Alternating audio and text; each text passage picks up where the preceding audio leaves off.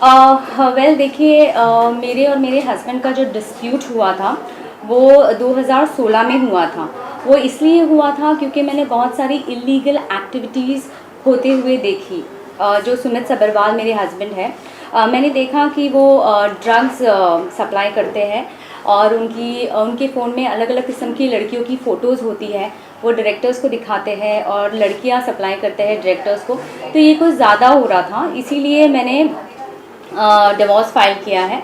और ये बात की जानकारी मैंने महेश भट्ट की बहन कुमकुम सहगल को भी दी और महेश भट्ट को भी दी और मुकेश भट्ट को भी दी। तो ये सब ऑलरेडी ये बात जानते थे। तो जब मैं महेश भट्ट के ऑफिस में गई ये बात बताने, तो महेश भट्ट मुझ पे चिल्लाने लगे। पहले तो उन्होंने बोला मुझे कि ओ बेटा बेटा आओ आओ कैबिन पे आओ, क्या हुआ ऐसे मुझे बोलकर कैबिन में अंदर बुलाया। और फिर वो मैंने उनको बताया कि सुमित ड्रग्स करता है, सुमित लड़कियां सप्लाई करता है, ही इज़ इनटू प्रोस्टिट्यूशन। मैंने सब बताया, he is womanizing. He started shouting at me. वो मुझ पर जोर जोर से चिल्लाने लगे। उन्होंने मुझसे कहा कि वो जो भी करता है तू बीच में मत आ, ये सब के बीच में तू आएगी तो तुझे और तेरी पूरी फैमिली को ख़त्म कर देंगे। ऐसा उन्होंने मुझे स्टेटमेंट दिया। और उसके बाद वो मुझे ज़ोर ज़ोर से गंदी गंदी गालियाँ देने लगे। वहाँ पे कुमकुम सहगल जो महेश भट्ट की बहन वो भी बैठी थी, मुकेश भट्ट भी बैठा था और सुमित सब्रवाल वो भी बैठे थे। तो ये हुआ और फिर मैं रोते रोते निकल गई और मैंने इमीडिएटली पुलिस कंप्लेन किया। लेकिन पुलिस भी मेरा कंप्लेन लेने के लिए तैयार नहीं थी। फिर भी मैंने उनको कितना रिक्वेस्ट करके मैं तभी के तभी पुलिस लेकर विशेष फिल्म्स गई और वहाँ पे पुलिस मेरे साथ आए, पूरा इंक्वायरी हुआ और मैंने उनसे कहा कि प्लीज़ आप सीसीटीवी चेक कीजिए, इन्होंने कैसे मुझे धमकाया है। जबकि मुझे पता है, मैं फैमिली रह चुकी हूँ उनकी, मुझे पता है वहाँ सीसीटीवी कैमरा था। पुलिस मुझे कहता वहाँ मैडम सीसीटीवी है ही नहीं, तो हम फुटेज कहाँ से निकालें, ये मुझे पुलिस कहता है, जबकि मुझे पता है कि सीसीटीवी फुटेज वहाँ है। एनीवेज, उसके बाद 2016 में जो भी प्रोटोकॉल्स थे, मैंने एक प्रोटोकॉल फॉलो किया। लीगली हर कोर्ट में केस फाइल किया है। मेरे एटलीस्ट 5 कोर्ट में केस चल रहे हैं। मैंने वो किया, मैंने एफआईआर किया। एफआईआर भी बहुत मुश्किल से हुआ क्योंकि जब मैं गई थी तो उन्होंने लिया ही नहीं, पुलिस ने एफआईआर लिया ही नहीं। फिर मेरी लॉयर की मदद से उन्होंने फाइनली एफआईआर ले लिया। फिर मैंने कोर्ट में केस दाखिल किया और 2016 से केस चल रहा था।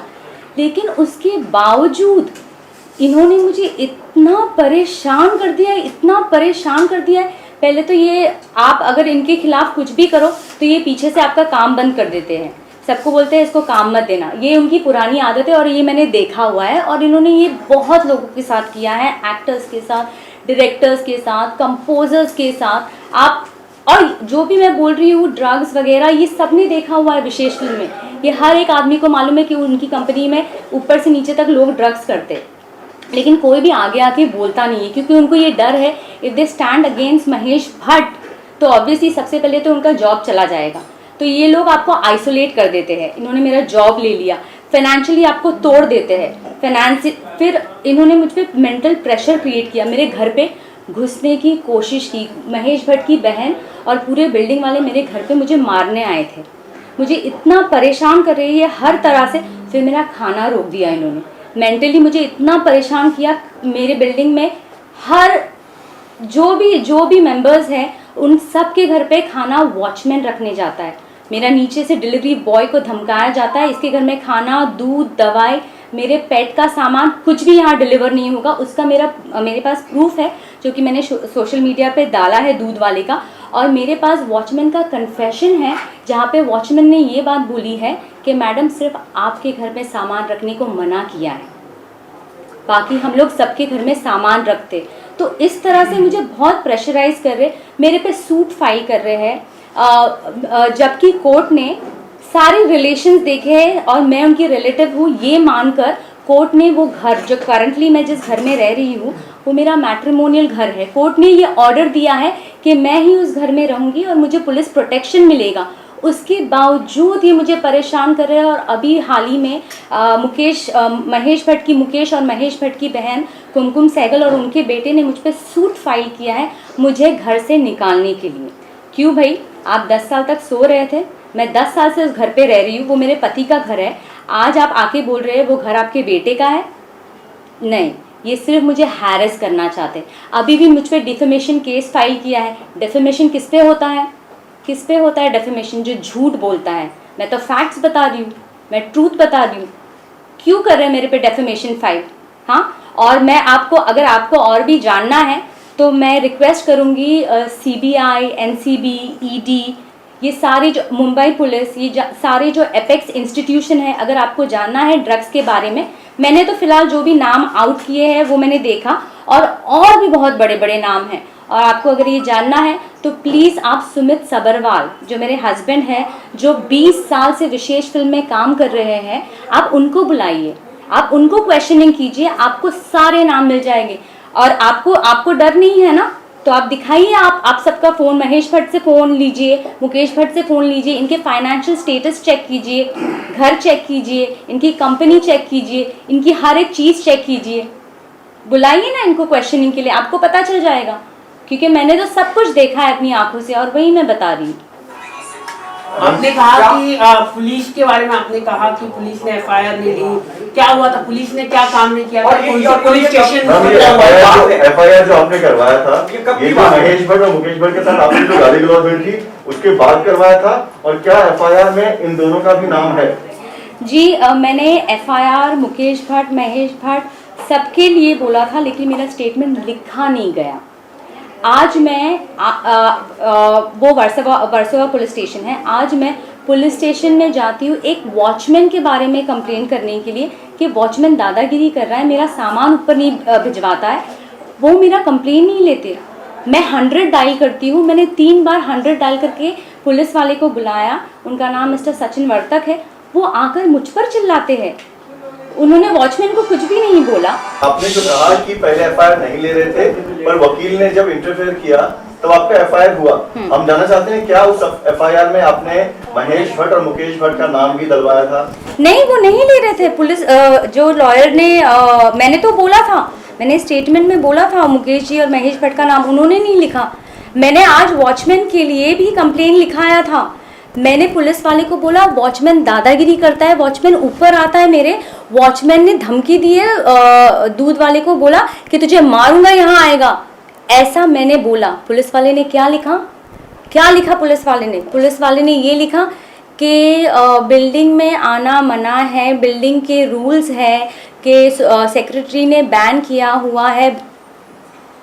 ये मेरा स्टेटमेंट था ही नहीं। फिर उन्होंने पूरा पन्ना फाड़ दिया। मैंने पुलिस वाले को बोला आप मेरा स्टेटमेंट भी नहीं लिख रहे ठीक से, वो मेरा स्टेटमेंट लिख ही नहीं रहे। आपको क्यों लग रहा है कि आज मैं जनता के पास आई हूँ ताकि मेरी आवाज़ पहुँचे और जो मैं कहना चाहती हूँ वो सच मेरे ज़रिए डायरेक्ट जनता को पहुँचे? इसीलिए मैं आज बाहर आई हूँ, क्योंकि अथॉरिटीज़ सुन नहीं रही है। और फिर उसके बाद भी मैं DCP सर के पास गई, जो मिस्टर त्रिमुखे हैं, उनके पास भी गई कंप्लेन करने के लिए, और मैंने उनको बताया कि ये सब हो रहा है, मेरा खाना पीना बंद कर दिया है, मुझे ये टॉर्चर कर रहे हैं। मुझसे सेक्रेटरी बोलता है कि आप 10 बार नीचे आओ सामान लेने। 10 बार नीचे इसलिए आओ ताकि वो पीछे से घुस के मेरे घर का कब्जा ले सके, इसीलिए मुझे बुलाया जाता है 10 बार नीचे। ये बात मैंने DCP सर से कही, कोई एक्शन नहीं है। वो जो वॉचमैन मुझे परेशान कर रहा है, इतना परेशान कर रहा है, उन्होंने एक वॉचमैन को नहीं निकाला है। जो मेरी सेफ्टी का सवाल है, अगर एक औरत जाकर कंप्लेन करती है पुलिस स्टेशन में तो उसका एक्शन लेना चाहिए कि नहीं लेना चाहिए? ये लोग बिल्कुल एक्शन नहीं ले रहे। FIR में किसका नाम है और कितने लोगों का नाम है? FIR में सुमित सबरवाल का नाम है फिलहाल, और मैंने ये भी जो महेश भट्ट की बहन है उनका भी नाम मैंने लिखवाया है, और साहिल सहगल का भी नाम है जो महेश भट्ट की बहन के बेटे हैं। मैंने महेश भट्ट की बहन का नाम इसलिए लिखवाया है क्योंकि महेश भट्ट की बहन और सुमित सबरवाल ने मेरी 90 लाख की ज्वेलरी चुराई है। उन्होंने, उनका एक जॉइंट लॉकर है इलाहाबाद जुहू बैंक में, जहां सुमित सबरवाल और कुमकुम सहगल ने मेरी ज्वेलरी रखी हुई थी। तो मैंने उस पुलिस को बताया कि वहां मेरी ज्वेलरी है। पुलिस 5 मई 2016 को वहां जाती है। महेश भट्ट की बहन कुमकुम सहगल और सुमित सबरवाल 4 मई को ऑपरेट करते हैं लॉकर और ज्वेलरी खाली कर देते हैं, और 5 मई को पुलिस जाती है और पुलिस बोलती है मैडम आपकी ज्वेलरी नहीं है वहाँ पर।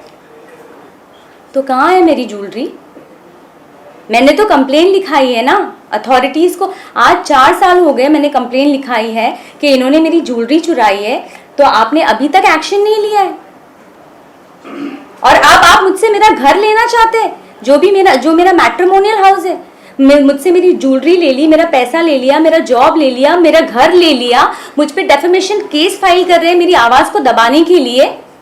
मुझे एकदम सांस लेने नहीं हो रहा है हर जगह से।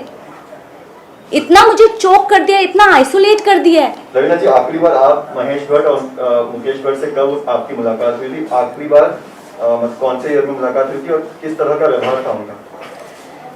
वेल 2010 से लेकर 2016 तक मैं इनकी फैमिली मेंबर थी और इनके हर पार्टीज़, हर इवेंट्स, हर मेहंदी फंक्शन मैं थी। तो 2010 से लेकर 2015 तक मैं इनकी फैमिली मेंबर थी और इनके साथ मेरी मुलाकात लगातार होती रहती थी। और 2013 से 2015 में मैंने इनकी सारी फिल्मों में काम किया है as a film. I was part of the films. तो मैंने इनको बहुत करीब से देखा है और लास्ट मेरी मुलाकात महेश जी और मुकेश जी से 2016 में हुई थी और इन्होंने मुझे बहुत धमकाया और बहुत जलील किया जब मैं लास्ट महेश भट्ट से मिली थी। उसके बाद भी क्या कभी फोन पर धमकी दी आपको डायरेक्टली महेश भट्ट या मुकेश भट्ट ने 2016 के बाद? जी नहीं, उन्होंने फ़ोन पे उसके बाद उन्होंने मुझ पे सूट फाइल किया है, बोगस सूट, मेरा घर छीनने के लिए, जबकि कोर्ट ने ये ऑर्डर दिया है कि ये घर में मैं ही रहूंगी। आप प्रेस कॉन्फ्रेंस आपने रखा है, सबसे पहले आप बता दो आपने क्यों प्रेस कॉन्फ्रेंस रखा है? जी, जैसे कि आपने न्यूज़ में देखा होगा कि महेश भट्ट जी और मुकेश भट्ट ने मुझ पर डिफेमेशन का केस फाइल किया है। तो वो आज 3 बजे कोर्ट में हियरिंग थी और मेरे लॉयर वहाँ गए थे। तो कोर्ट ने कहा, उन्होंने ये बोला था कि जो भी मैंने सोशल मीडिया पे वीडियो रिलीज़ किया है उसे वो डिलीट कर दे, क्योंकि everything is false and she is not telling the truth. लेकिन कोर्ट का ये ऑर्डर आया है that she will not delete the videos, और वीडियोज़ वहीं रहेंगे, because I am not making any defamatory statement. जो भी मैं बोल रही हूँ वो सच बोल रही हूँ और and I stand by it. जो भी स्टेटमेंट्स मेरे मुंह से जाएंगे, I stand by it. So these are the facts, this is the truth.